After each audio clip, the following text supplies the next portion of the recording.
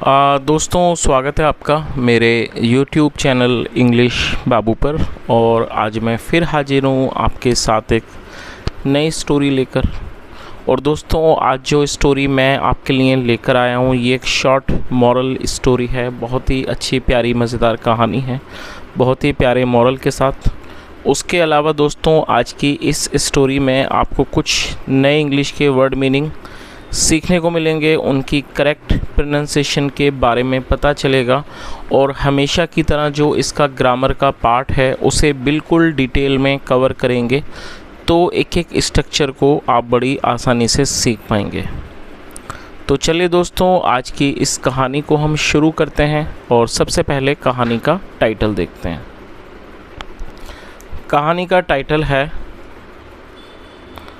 Who is the best. क्या मतलब हुआ दोस्तों? बेस्ट एक सुपरलेटिव, ये गुड की थर्ड सुपरलेटिव डिग्री है।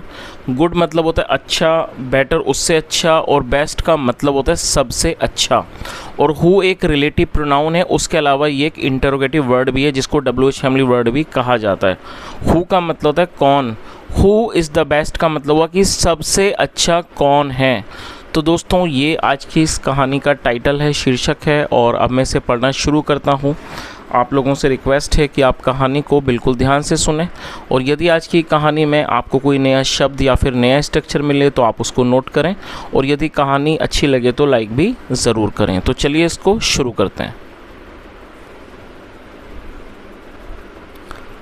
One day an argument arose between an elephant and a monkey about who was the better among them।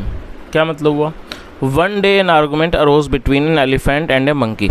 दोस्तों, ये जो वाक्य है ये एक पास्ट इंडेफिनिट का अफर्मेटिव वाक्य है। और जब हम पास्ट इंडेफिनिट में कोई भी अफर्मेटिव का वाक्य बनाते हैं तो वहाँ वर्ब की सेकंड फॉर्म का यूज़ किया जाता है। अराइज का मतलब होता है किसी चीज़ का उत्पन्न होना, पैदा होना। और जो सेकंड फॉर्म है वो है अरोज। आर्गुमेंट को यहाँ पर नाउन के तौर पर प्रयोग किया गया है। ये एक नाउन है। आर्गुमेंट का मतलब होता है बहस। वन डे एक दिन, an argument arose between an elephant and a monkey. एक दिन एक हाथी और बंदर के बीच में एक विवाद उत्पन्न हो गया। मतलब एक बहस या कह सकते हैं विवाद, या कह सकते हैं बहस उत्पन्न हो गई। About who was the better among them, कि उन दोनों के बीच में अच्छा कौन है।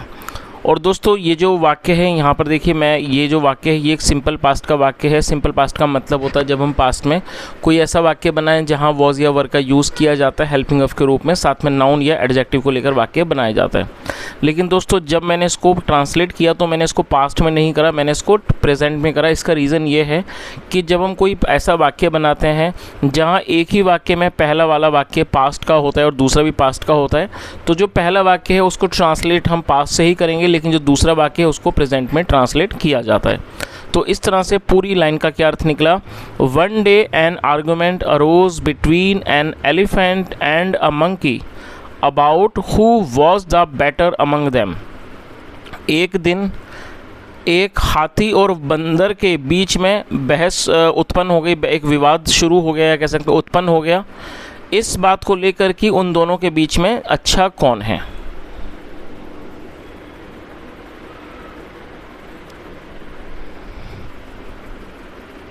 They both went to an owl for settlement। दोस्तों, ये जो वाक्य है ये एक पास्ट इंडेफिनिट का ही अफर्मेटिव वाक्य है जहाँ पर सेकंड फॉर्म लगाई जाती है। गो का मतलब होता है जाना और सेकंड फॉर्म है वेंट। और दोस्तों, OWL ओल का मतलब होता है उल्लू। और आप इस वर्ड को नोट कर लीजिए, SETTLEMENT, इसको सेटलमेंट पढ़ते हैं। सेटलमेंट एक नाउन है जिसका मतलब होता है किसी तरह का निपटारा, समझौता या समाधान, उसको सेटलमेंट कहा जाता है। तो क्या अर्थ हुआ? They both. और दोस्तों, दे एक प्लूरल नाउन है। जब सब्जेक्ट में एक से ज़्यादा लोग शामिल होते हैं तो दे का यूज़ किया जाता है। दे का मतलब होता है हिंदी मतलब वे या फिर वे लोग। तो इस लाइन का क्या अर्थ हुआ? They both. बोथ मतलब दोनों। दे बोथ मतलब कि वे दोनों वेंट गए टू एन आउल, एक उल्लू के पास, फॉर सेटलमेंट, समाधान के लिए, या कह सकते हैं कि समझौते के लिए, समाधान के लिए। तो पूरी लाइन का क्या अर्थ निकला? They both went to an owl for settlement वे दोनों समाधान के लिए उल्लू के पास गए। द ओwl said, उल्लू ने कहा, गो अक्रॉस द रिवर। दोस्तों ये जो वाक्य है ये एक इम्पेरेटिव सेंटेंस है। इम्पेरेटिव का अर्थ होता है जब हम कोई ऐसा वाक्य बनाते हैं जहाँ पर किसी को आदेश दिया जाता है तो ऐसे वाक्यों को इम्पेरेटिव कहा जाता है। और इम्पेरेटिव सेंटेंस में कभी भी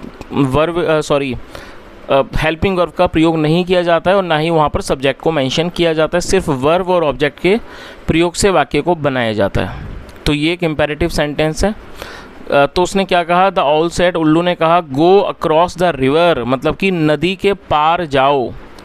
you will find a big apple tree there. दोस्तों ये फ्यूचर इंडेफिनेट का वाक्य है। ऐसे वाक्य जहाँ वाक्यों में गागेगी आता है और ऐसे वाक्यों में विल का यूज़ किया जाता है हेल्पिंग वर्ब के रूप में, साथ में फर्स्ट फॉर्म लगाई जाती है। FIND फाइंड का मतलब होता है किसी चीज़ का मिलना पाना। तो उसने क्या कहा कि गो अक्रॉस द रिवर, मतलब कि नदी के पार जाओ।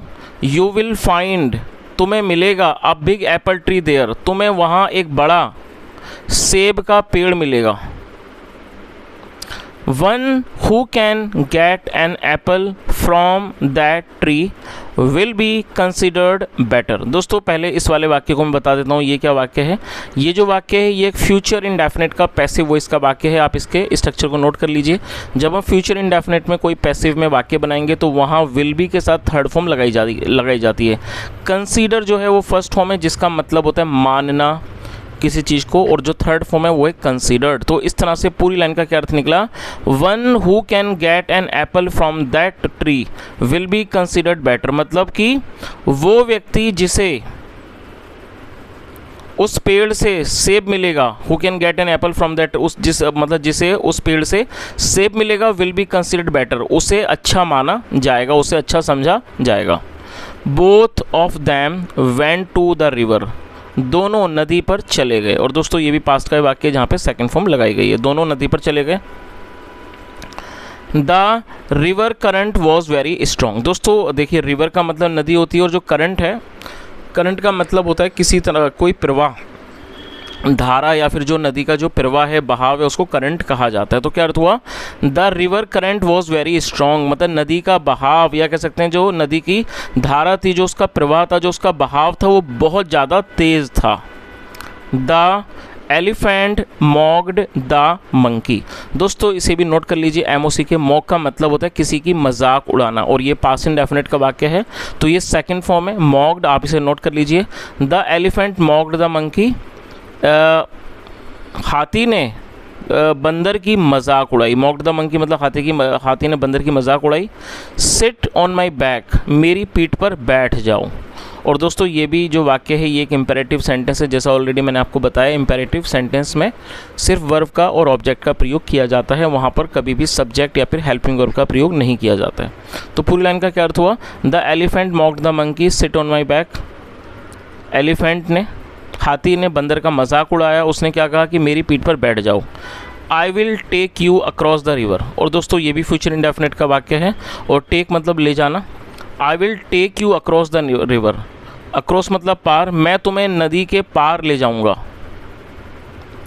On reaching there the monkey jumped on the tree and plucked an apple. क्या अर्थ हुआ, ऑन रीचिंग देयर, देयर मतलब वहाँ, रीच मतलब पहुँचना, और ये फोर्थ फॉर्म है।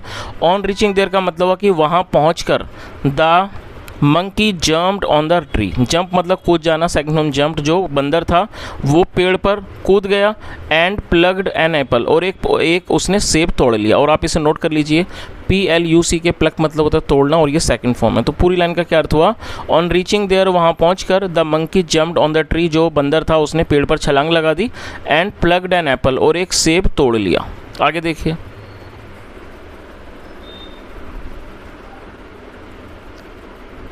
Then he mocked at the elephant, फिर उसने हाथी का मजाक उड़ाया। Now अब से कहो who is better। तो पूरी लाइन का क्या अर्थ हुआ कि then he mocked at the elephant, फिर उसने हाथी का मजाक उड़ाया और उसने कहा now say who is better, अब बताओ या कह सकते हैं अब कहो कि अच्छा कौन है। How could you have plucked the apple if I were not have been there. क्या अर्थ हुआ? How could you have plucked the apple. दोस्तों इस स्ट्रक्चर को आप नोट कर लीजिए और मैं चाहूँगा आप इसका नोट बना लें अपनी नोटबुक में। जब हम कोई भी ऐसा वाक्य बनाएंगे जहाँ वाक्य की टेल पर सकता था, सकती थी और सकते थे जैसे शब्द आएंगे, तो ऐसे वाक्यों में कुड हैव के साथ वर्ब की थर्ड फॉर्म लगाई जाती है। आई रिपीट, आप इसे नोट कर लीजिए। जब कोई भी ऐसा वाक्य हो जहाँ वाक्य की टेल पर सकता था, सकती थी, सकते थे होगा, तो ऐसे वाक्यों में कुड हैव के साथ वर्ब की थर्ड फॉर्म लगाई जाती है। तो क्या अर्थ हुआ? How could you have plucked the apple. तुम सेब कैसे तोड़ सकते थे? If I were not have been there, if I were not have been there, अगर मैं तुम्हारे साथ ना होता। और दोस्तों ये जो मैंने आपको स्ट्रक्चर समझाया है, जहाँ मैंने आपको बताया सकता था, सकती थी, सकते थे में कुड हैव के साथ थर्ड फॉर्म का यूज़ किया जाता है। अब मैं आपको 2 वाक्य देना चाहूँगा और यदि आप इस स्ट्रक्चर को समझ चुके हैं, समझ आपको आ गया है, तो आप इस दोनों सेंटेंसेस को ज़रूर ट्रांसलेट कर पाएंगे।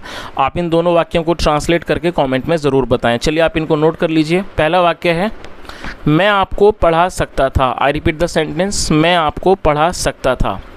दूसरा जो वाक्य है उसे भी आप नोट कर लीजिए, मैं आपकी मदद नहीं कर सकता था। मैं आपकी मदद नहीं कर सकता था। तो दोस्तों जो मैंने आपको वाक्य दिए हैं, एक अफर्मेटिव एक नेगेटिव है। आप इस स्ट्रक्चर का इस्तेमाल करके इन दोनों ही वाक्यों को बना सकते हैं। आप इनको ट्रांसलेट करें, कमेंट में ज़रूर बताएं। चलिए, तो पूरी लाइन का क्या अर्थ निकला? उसने क्या कहा कि how could you have plucked the apple, आप सेब कैसे तोड़ पाते? If I were not have been here, यदि मैं यहाँ पर नहीं होता। Both of them returned to the owl, दोनों जो थे वो उल्लू के पास वापस लौट गए, वापस चले गए। एंड टोल्ड देयर स्टोरीज़, और उन्होंने अपनी अपनी कहानियाँ बताईं। द ऑल सेड, उल्लू ने कहा, you both are better in your own way. तो उल्लू ने क्या कहा? You both are better in your own way, मतलब आप दोनों अपने अपने तरीक़ों से अच्छे हो। तो दोस्तों इस तरह से छोटी सी कहानियाँ ख़त्म होती है और मैं उम्मीद करता हूँ कहानी का मॉरल आपको अच्छा सही से समझ आया होगा। जो कहानी की सबसे लास्ट की लाइन थी उसी ने यहाँ पर मॉरल बता दिया है। मॉरल यही है कि हर व्यक्ति जो है वो अपने आप में स्पेशल है। हर व्यक्ति के अंदर कुछ गुण होते हैं, कुछ अवगुण होते हैं। कोई भी व्यक्ति परफेक्ट नहीं होता है और हर व्यक्ति के अंदर कुछ ना कुछ एक यूनिक बात होती है, और जिसकी वजह से हम ये नहीं कह सकते कि ये अच्छा है वो बुरा है। हर व्यक्ति अपने अपने तरीके से अच्छा होता है। So I hope you really enjoyed this story, and if you really enjoyed, if you really like this video and you think that you have learned something today, then do like this video and subscribe the channel if you have not subscribed. And apart from this guys, it's my humble request, if you have any valuable feedback or any suggestion, you are most welcome. You can leave your feedback and suggestion in the comment section. Thank you so much for listening. Have a nice day and bye.